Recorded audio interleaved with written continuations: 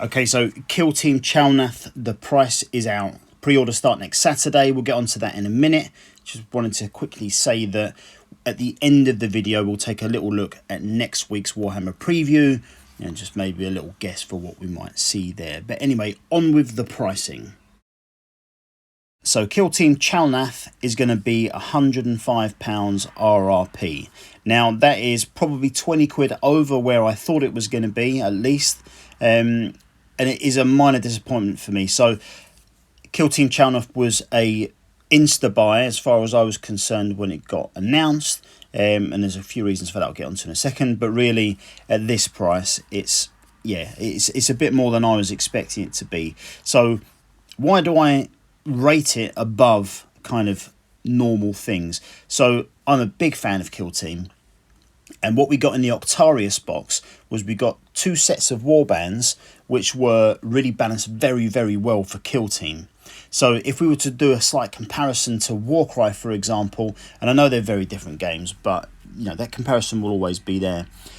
If you look at the standard warbands that you get in Warcry, they are not as good broadly as the units you can add in from Age of Sigmar. So normally when you're playing your games of Warcry, all your normal warbands, their stats broadly are not as good as stats from other units which are brought in from Age of Sigmar. Now Kill Team has kind of flipped that on its head. So although these units within Kill Team will be as good as a standard unit, I'm assuming, in 40k, the Kill Team, they are very, very good. You get all the specialists in there, you get much more diversity for your units that you've got, and broadly they are stacked well for Kill Team.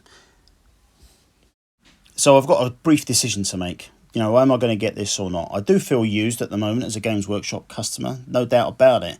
The price creep that is going on is quite phenomenal. So I'm not sure if I'm going to continue to support this kind of elevated pricing and that kind of thing. But having said that, I'm a great big fan of Kill Team. The new terrain looks pretty cool. So yeah, I will decide during the week. Now, to go with this Kill Team release, we've also got some dice. So basically there's 20 dice per pack. There's one for the Tau and there's one for the Adepts Titanicus. They're £20 a pack. On to Adepts Titanicus, just want to apologise and say that I haven't got the price in euros yet. For some reason, the trade website where I get it from is down right now for the EU pricing. So UK pricing at the moment just on its own. But whichever territory you are, you will more or less understand what the pricing is going to be just from similarly priced products. Now moving on, we've got Adepts Titanicus. We've got the Traitor Legios, so that's £30 for that new publication. Now we'll come back to Adepts Titanicus in a minute because we've got a little bit more to talk about. Now moving on to Aeronautica Imperialist, we've got 2 new squads that are out. So we've got the Fire Raptor squad that is priced at £26, and then we've got the Adepts Astartes Thunderhawk gunship that is also priced at £26. Obviously you get 1 Thunderhawk gunship and 2 Fire Raptor squads in their boxes. Okay, so now we're going to move on to Citadel, and so we've got 2 new handles. So we've got the standard paint handle, and then we've got an assembly stand. So the XL paint handle is £11, and then the assembly stand is £16. Next up, we've got the sub-assembly holder. So basically this is for using to basically stick small pieces on so as you can paint them separately. I have no idea why you wouldn't just use a bit of sprue or something like that, but you can of course buy this for £8. And then finally from the Citadel range, we have got their new colour spray stick, which now rotates, so it gives you a little bit of extra movement. That is going to be £14. We've got 2 Black Library paperbacks being released. So first of all, we have Storm Vault, that is £8.99, and also at £8.99 we have Inferno Presents The Inquisition. So for the next few items, I've got no pricing, but it's well worth mentioning them. So we've got Warhammer Day next week, 30th of October. So we've got 2 specific models for that, only available on Games Workshop online. So we've got a Primaris Lieutenant with Storm Shield. It looks very, very cool. Great big fan of that. And then we also have Vampire Lord Anasta Malkorion. Very cool indeed. Both of those models look great. I will likely pick up the Lieutenant. Okay, so no pricing for the next couple of bits. We've got a Warmaster Ironclast Heavy Battle Titan. That is most likely going to be a Forge World product. So that's why there's no pricing. We also have some transfers for that kit as well. Then moving on, we have got, going back to the Horus Heresy, we have the Saviour of Calth, Remus Ventanus. We have a whole bunch of Middle-earth reprints, so we've just had some new stuff that's just been released for pre-order this weekend. So next weekend we've got a whole bunch of reprints that are going to be available to order, just to support the bolster of new products that are coming out for Middle-earth, particularly those Dol Guldur ruins. I've pre-ordered that. They look absolutely great.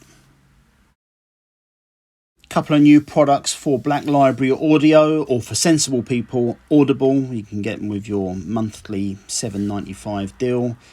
So we have Fortress of Ghosts and Battle for the Soul Spring. Those both go to Black Library Audio next week. And then finally, we're going to have a brief look at Warhammer Plus content. Now, I'm very much on the verge of cancelling my Warhammer Plus subscription at the moment. I'm very much looking forward to the model that's coming out, but not much else. So we've got a battle report, Angels of Death, Kill Team Narrative Battle, Lawmasters looks at Nagash. In the Warhammer Vault, we've got God Beasts and then some more White Dwarf issues. And then in animation, we have Astartes. Now, I'm assuming that since there was no fanfare for Astartes on the Warhammer video yesterday, I'm assuming that it is nothing new. It will just be a review or a recovering of the Astartes stuff that we've seen long before.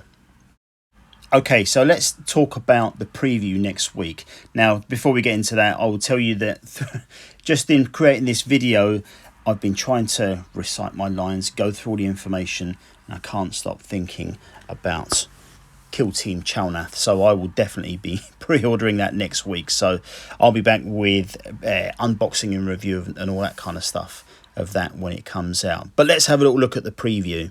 So what do we know, or what is very, very likely to be coming out? Well, no doubt for me, Warcry Red Harvest will be there. Now, I'm very, very interested to see what that is. My friend seems to think that it's going to be a brand new season of Warcry, which I don't think it is. I think we're still slightly too early for a new edition of Warcry. I hope that it maintains the current edition that we're in, and obviously gives us some new stuff. I think that we know a certain amount about it now, so we know about the terrain and all that kind of stuff, so it doesn't look like it's going to be anything to do with what we've got from Catacombs expansion. I think it might be maybe a bit of a hybrid between Catacombs and standard Warcry. Now, it is going to be Warhammer Day next Saturday, so there's obviously going to be some sort of celebrations there as well. And of course, we are right upon Halloween as well, so I'm hoping there'll be some sort of horror influence, and we'll take a look at that. Who knows? Could there possibly be any sort of revitalization of Curse City? Well, surely not. I'm 100% sure we won't see anything from Curse City in terms of perhaps a reprint or some further content or anything like that. I'd love it if we did, but I just can't see it. So I will cross my fingers for it. But yeah, I look forward to being disappointed next Saturday. Now, I'll stick with Warcry for just a minute, because I've got a feeling that GW are seeing something of a little sweet spot in terms of selling that higher value boxed content. So I've got a feeling that what we can see now with Kill Team Chalnath, I think that is pretty similar to what we're going to see going forward with Warcry as well. I think that we'll be getting a a small terrain set with a board and 2 warbands in there, and they're going to charge it at around about that £105 mark. Now that for me, I'm not sure exactly how I feel about that, because I'm a huge fan of Warcry. I've collected all of the content so far, and I would like to keep going with that. I play it a lot, but we'll just see how that pans out. Certainly, I get the feeling that kind of the screw's been turned on quite a lot of people in terms of expectation of what they're willing to spend. So there's lots and lots of content coming out, but of course that doesn't mean that we all need to buy it, obviously. So, and obviously we'll look at this guy who got teased last week. With models like this, it's very difficult to say no. So yeah, so that's that. But what else might we see for Warhammer Day next week? Well, I'm pretty sure we'll see something from Warhammer Underworlds. We have got the new box has just gone on sale yesterday, and I'm pretty sure we'll get teased maybe at least our first expansion for that, or at least our first new warband for that. So I reckon we'll get that. We'll get no doubt some more information on our next combat patrol boxes from 40k. Might be interesting to see something from the Tau there, or from the Tau there, since they've got a new box that is coming out with Kill Team Chalnath. Okay, and I think they're also focused quite heavily on Warhammer Plus, new content, all that kind of stuff. Maybe we'll find out more about the VIP event extras and that kind of thing. Now, if we look at this graphic, it wasn't that long ago that some of this was quite bare. We didn't have all of this stuff, but now we've got both apps. We've got the exclusive shows, obviously. We'll be waiting on our miniature until we've been subscribed for a year. Obviously, we've got plenty of stuff from the Vault, which, unfortunately, although I've got access to the Vault, I don't like the way it works. I just think that PDF viewer that they use just isn't good enough for standard use. I find it quite irritating. But yeah, it'd be nice to see what the VIP event extras are going to be as well. So they need to sell this service, because I've got a feeling that there's lots of people that are quite happy to walk away from it at this stage. So we'll see what happens there. But certainly, if they can turn things around and start to get some quicker, better quality content out there, I'd be very happy. Kind of my view on Warhammer Plus at the moment is I love the painting masterclasses. I think they're great. I think the battle reports are all right. They're okay. But again, we can get just as good as that elsewhere without having to pay for it. Same with the Citadel masterclass as well. As much as I enjoy it, and I do kind of feel like there's a benchmark in terms of quality and kind of it's a decent weekly video. So I know that I could probably, if I searched for it, I could find it on YouTube. But yep, so I enjoy that as well. The animation stuff I'm not enjoying. Lore Masters, again, I can get as good, if not better, just from YouTube for free. So yeah, I think they've got some work to do to turn people's heads a bit more. But anyway, look, I'm going to stop ranting. I'll leave it there. So thanks very much for watching. Much appreciated. If you want to support the channel, the very best way you can do that is to pre-order your products from Element Games using the link in the description. So that will just help me to, keep the lights on, blah, blah, blah, blah.